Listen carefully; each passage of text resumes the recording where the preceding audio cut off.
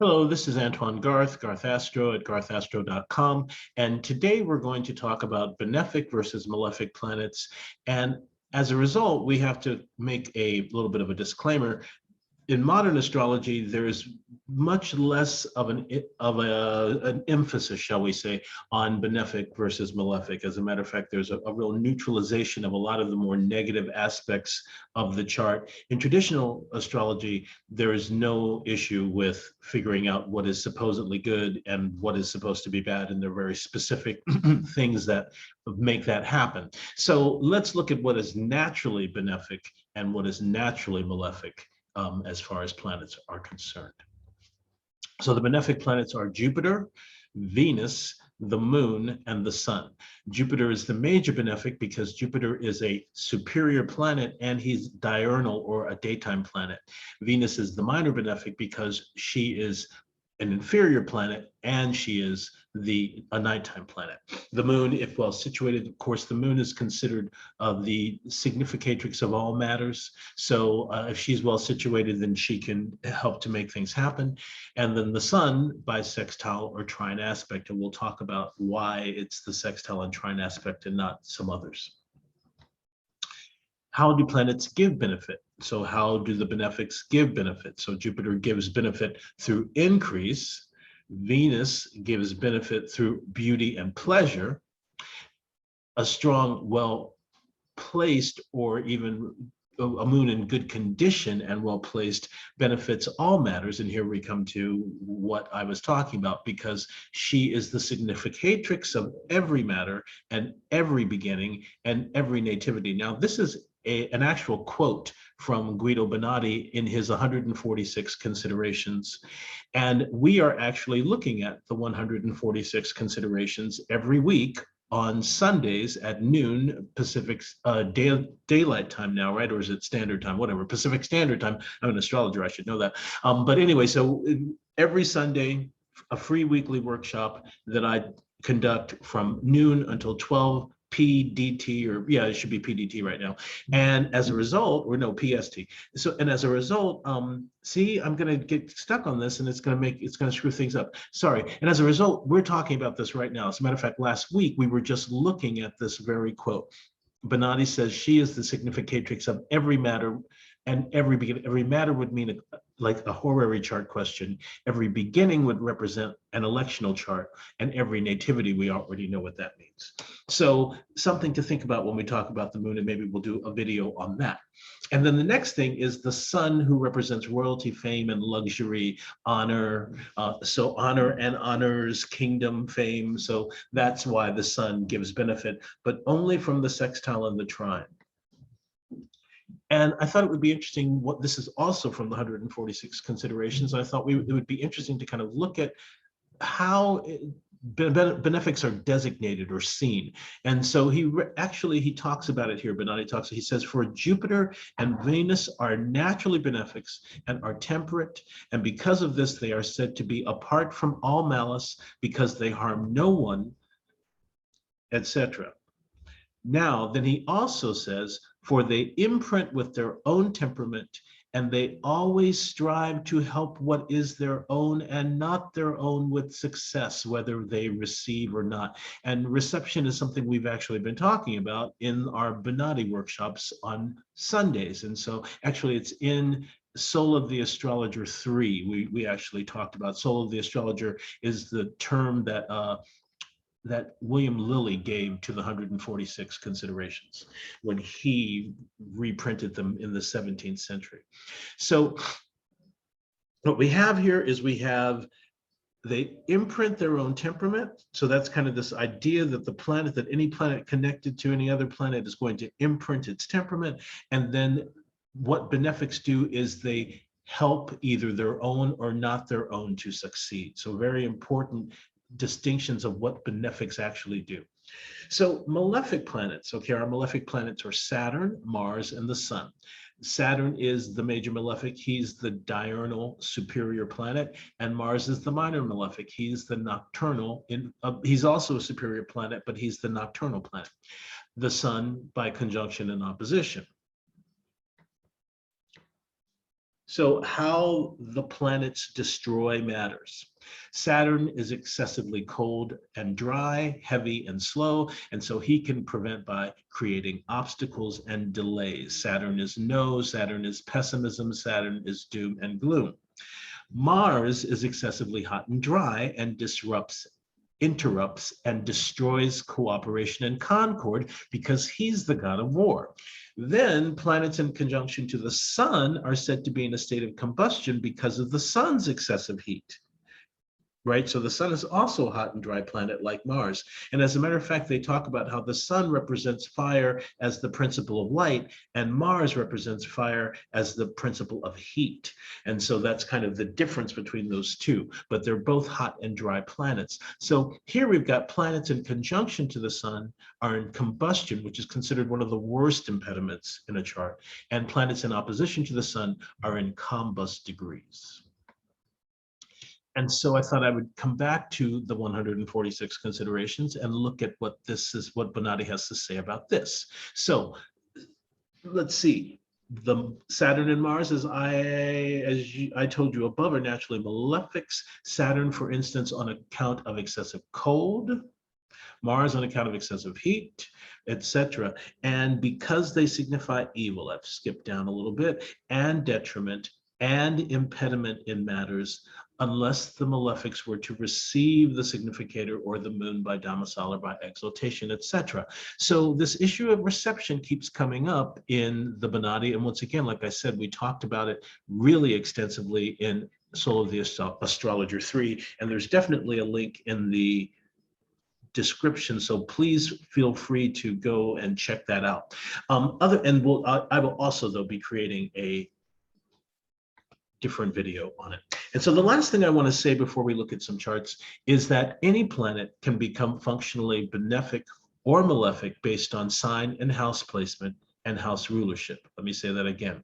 Any planet can become functionally benefic or malefic based on sign and house placement and house rulership. We're going to actually look at a planet that is a benefic that becomes a functional malefic. And planets ruling houses 6, 8, and 12 become functional malefics. Okay, so that's my take or belief on that. Okay, so this is a chart that I think has some very interesting examples. Unfortunately, there's a lot of asteroids in it, and I hate that, but there's still important information to glean from it. So the first thing that we're talking about malefic and benefic. What's malefic? What's benefic? How do we know who is the malefic? Who are the benefics? So let's first look at who are the malefics and the benefics. Well, first of all, let's look at what this chart, why I brought this chart to consideration. This is the chart of a woman who was gang raped. And so I thought, obviously, that is a malefic influence that happened in this person's life. So the malefic should be in the foreground, so to speak. Indeed, they are. So what I want to bring your attention to is the 8th house, that Capricorn is on the cusp of the 8th house. And the 8th house was traditionally, remember working with traditional astrology, where the 8th house represents death. But one of the other things that the 8th house is noted for is bondage, enslavement. The 4th, 8th, and 12th all have to do with kind of imprisonment or bondage. And the 8th house specifically is called the house of fear and terror and trauma. It's a house of trauma and fear and terror, and where we're taken down into the underworld. It's actually called the epicataphora, where you go down into the underworld. The 2nd house is called the anaphora, where we come out. So what we have here is the sign of Capricorn. Now, Capricorn is ruled by Saturn, and there's Saturn on the cusp of the 10th house. Now, we tend to think, rather modern astrology has a tendency to think in a very kind of compartmentalized way about houses. But there's more than one way to kind of look at the 10th house. We can look at the 10th house as just representing career and fame and rank and all of that. We can look at the 10th house as representing mother, but we can just also look at it as a very basic house that represents planets that are there get advanced. Whatever is in an angle, especially like the 1st or the 10th, their agenda gets pushed forward. And indeed, that's what we have here. Saturn is at 15 within 3 degrees of the cusp. And so his issues will be pushed forward. His issue is, one of his issues is the eighth house. One of his areas of activation is the eighth house, which we just talked about. The other interesting thing about it is that so he's the major malefic, rather, right? The other one is that the minor malefic, Mars, is also there, and Mars is the exaltation ruler of Capricorn. So the domicile ruler of Capricorn is Saturn, but Mars is exalted there, so he becomes the exaltation ruler of Capricorn.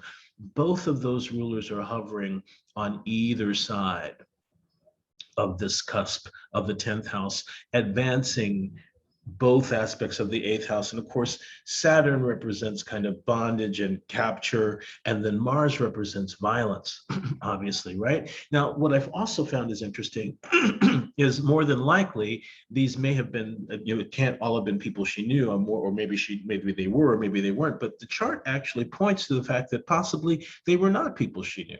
And so, what I want to point to is the fact that the 12th house represents our hidden enemies, or hidden things that can happen to us. The 6th house also represents hidden things that can happen to us and enemies. And look, there's Mars as the ruler of Scorpio. But look, it looks like right at the very, very end, maybe Mars even rules this 12th house. But the natural ruler of the 12th house is Venus, and here she is exalted in the 10th, also being pushed forward or advanced.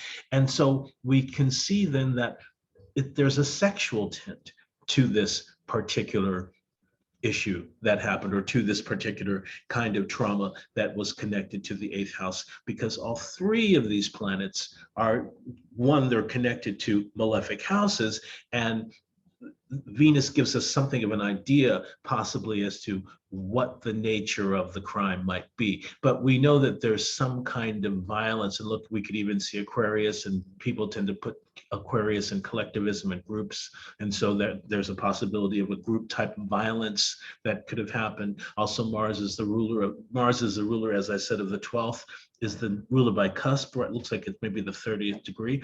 So that would put Mars right there on the ascendant. So he would also represent what kind of violence might happen to the person based on hidden enemies, or people that we thought were friends who become enemies. Okay, so I thought that was a fascinating chart to look at. Another interesting chart is this one called Health Problems, Knee Surgery.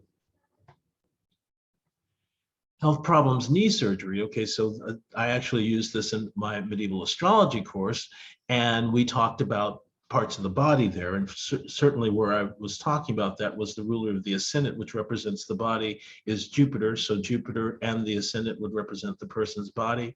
Here, this person was having knee problems, and here Jupiter is in Capricorn, which rules the knee.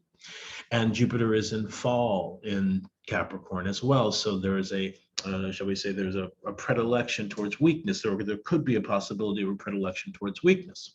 But if you remember from the last slide that I used, I said that any planet that becomes ruler of the 6th, 8th, or 12th can become functionally malefic. And so this person's been having health problems and knee surgery. And if I'm not mistaken, he was also having digestive problems, because I asked him, because of what we were looking at in the chart. And so here we have Taurus on the cusp of the 6th house of illnesses. Venus is here. She's fallen in Virgo, but one of the things we know about fallen planets that are in detriment or fall is that they can misbehave, that they don't act well, they don't act they can't act in their as per their own nature, and so they don't tend to act really well. They tend to make mischief. And so here we have this fallen Venus. It should be weak, right? It should be also weak. It should mean that the disease is not very strong. But what the problem is, that the Venus is in the separating trine to the Jupiter, thankfully, and the Jupiter, Virgo, is the detriment of Jupiter. So when she did get to him, she gave him detriment. She actually didn't give him anything useful. So not only is Venus the ruler of the 6th of the illness, making it easy, right? It's a trine aspect, which is an easy aspect. So Venus can make that trine easily to Jupiter, so she can slip the illness at him easily. And then when she slips it, it's bad for him, because it's in Virgo, and that's his detriment as well. So here we have where a planet should be a benefic, right? These are both benefic planets, right? Both benefic planets, but any planet can become functionally malefic based on, what did I say? Sign placement, house rulership. And we have both here. So by sign placement, Jupiter cannot really benefit this chart in the way that he is usually able to by increasing. And here with this Venus, she's the ruler of the sixth and she's in fall. So she's going to be this is a malefic Venus who's not very helpful. So this person might even be indulging in something that creates inflammation with the knee, because Venus is our appetites and desires. So so this is kind of my point around malefic and benefic, that really it's a little more ambiguous than we thought. Okay, thanks so much for joining. If you liked, hit and then hit subscribe, and more to come. Thanks.